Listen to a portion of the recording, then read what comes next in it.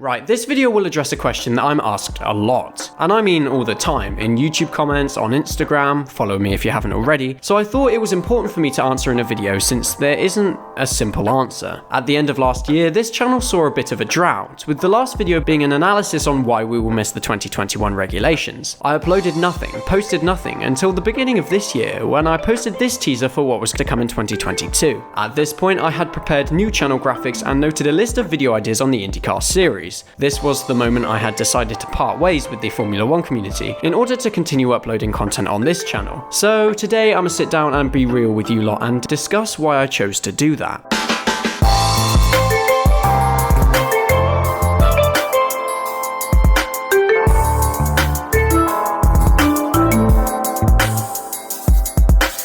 I started uploading Formula 1 content on the 22nd of January 2021, with a video on Matteo Nannini and his endeavours in F3 and F2. Very odd way to begin the channel, I'm aware, but this was following a pretty mediocre commentary channel that I tried to grow but only ever got around 1,000 views on a video bashing Belle Delphine. So that was a dead end, but gave me experience for the start of this channel. At the time, I was friends with Daniel Roos. Since we were in a Formula 2 league together, Dan began uploading F1 content at a similar time and collaborated with John Warren early on. I was luckily also granted the opportunity to work with John, who had seen and commented on some of my cursed commentary videos beforehand. We collaborated on a video regarding how Sergio Perez would get on at Red Bull, which did pretty well due to John's involvement. I continued making F1 videos, growing little by little, until I appeared on John's channel in a video on F2. This was incredibly beneficial for my channel, assisting me in reaching my first 1,000 subscribers. Still very grateful that John was open to these collaborations and immensely glad that Daniel Roos inspired me to start when he did. Time went past, I slowly grew the channel more and more until I made a video on IndyCar, which helped me reach my first 20k video, let alone 60k. This catapulted my channel into the algorithm for the next few videos, growing the channel even more until I hit 10k subscribers, which was an incredible number. From here, opportunities presented themselves. I was so fortunate to work with Teo Porchet and Marcel Kiefer in the same day, and eventually scored a collab with Josh Revel, which saw my first video exceed over 200k. However, after this my motivation slumped, only making a few more videos until my eventual departure. So why did I give up something that was going so well? The same community that brought me so much happiness and popularity was also something that brought me down. I mean no disrespect to any one individual, but the F1 community was and still is unbearable at times. I'd make a video on something completely unrelated, and I'd have people arguing between Max and Hamilton in my comments, making the most ridiculous, outlandish comments, some of which blatantly racist. My channel was by no means the only place where this was a problem, because I mean,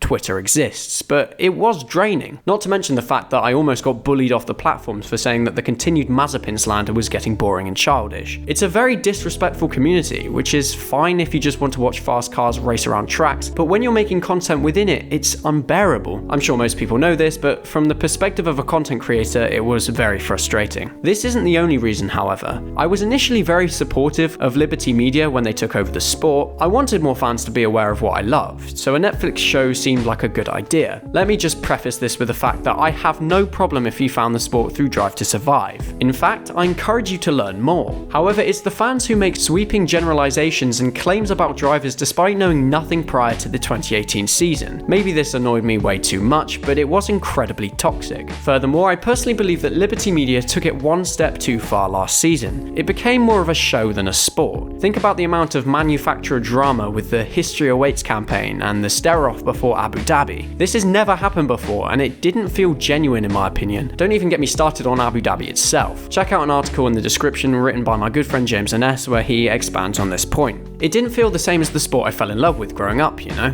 But I won't bash Liberty Media too much. I'm sure there are others on the platform who have done it enough.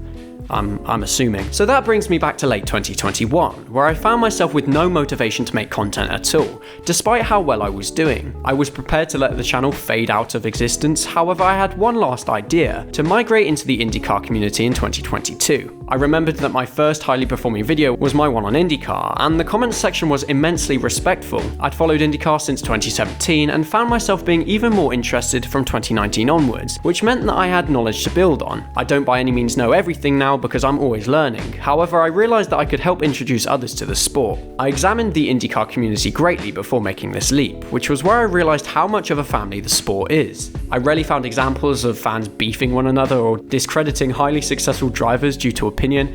It felt like everyone respected everyone else, which was so refreshing. Obviously, people had their favourite drivers, but they wouldn't cry about it on social media if it didn't go their way. That's when I decided that starting fresh with IndyCar-orientated content was the way to go. I was prepared to sacrifice viewers with this decision. I had a multitude of subscribers leave the channel when I made my first video on IndyCar, stating why I believed it was superior to other motorsports, which is something that I expected. However, I also gained a heap of new viewers from the IndyCar community, which was so important to me and prevalent immediately. Then of course there are the viewers who subscribed for the F1 content but stayed for the IndyCar stuff in order to share the passion, which is something that I appreciated on an entirely different level. My first couple videos on IndyCar surprised me regarding the number of views. I was expecting my first uploads to flop to a certain extent, but that didn't happen. My video on Romain Grosjean did excellently and built the momentum that I needed to carry on with these videos. I want this to go somewhere.